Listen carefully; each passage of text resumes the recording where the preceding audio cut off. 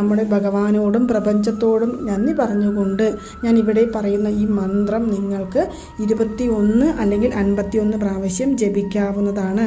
മന്ത്രം ഇതാണ്: ഓം സ്വർണ്ണ ഗണപതിയെ നമ, ഓം സ്വർണ്ണ ഗണപതിയെ നമ, ഓം സ്വർണ്ണ ഗണപതിയെ നമ.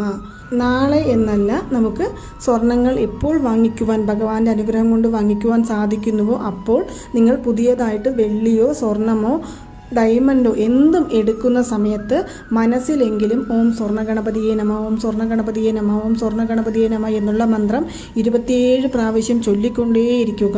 അത് മുഖാന്തരം നമ്മുടെ ജീവിതത്തിൽ പെട്ടെന്ന് തന്നെ സ്വർണ്ണാഭരണങ്ങൾ വന്നു ചേരുവാനും പണയപ്പെടുത്തിയ സ്വർണ്ണങ്ങൾ തിരിച്ചെടുക്കുവാനും അതുപോലെ തന്നെ നമുക്ക് വീണ്ടും ആ സ്വർണ്ണാഭരണങ്ങൾ പണയപ്പെടുത്താതിരിക്കാനും സാധിക്കുന്നതാണ്. അപ്പോൾ നിങ്ങൾ നാളെ മറക്കാതെ 9:34 ഈ ഒരു മന്ത്രം ജപിക്കുക. ഇനി നമ്മുടെ വീട്ടിൽ പൂജ